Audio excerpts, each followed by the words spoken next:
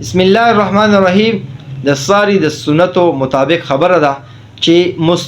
سنت پدې کې داري چې د ساری سنت دا انسان وختیو کی او پکور کیو کی او مختصریو کی درې سنتي بده کی مختصریو کی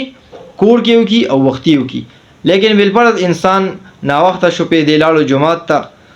مسجد ته لاړو او د ساری جمع ولاړه یا جمع لا نه ولاړه ټیمو نو دی بساری سنت کی هو جمع ولاړه دی به وسکي نو کاغي دنه ولال دي ډیر بارو دريږي او کاغي بارو ولال دي دنه یو کونه کې چرته دريږي او دا سنت چې کوم دی ادا کی ولی رسول الله صلی الله علیه وسلم فرمای چې تاسو د ساری سنت مپرې دی اگر چې تاسو د سنو بخپو کې راکاګل شي بیا هم مپرې دی ا دې ډیر تاکید راغلی دی په دې وجه کې چرته جمع ولال بنو غم سنت تا او دا هم مستقل سنت دي نو په دې وجه کې چرته تاسو سنت مخ کې وګو نو هغه سنت باندې عمل راو په دې باندې راو په ډول باندې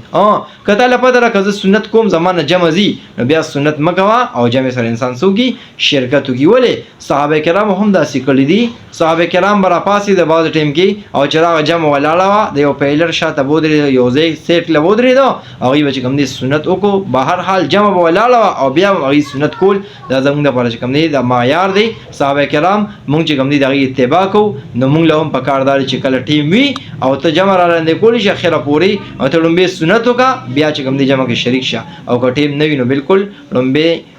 فرض منځو کا او بیا و د نور راختونه پس چې کوم دی د دې سنتو قضا راولې د سنتو قضا خو نشته خدا کدوره کا سنت ډیر زیات افضل دي او د تاکید راغلي دای مطابق دوره کا تنفل کا الله تعالی سنا سوي درجه کې صدر کی ثواب در کی. السلام.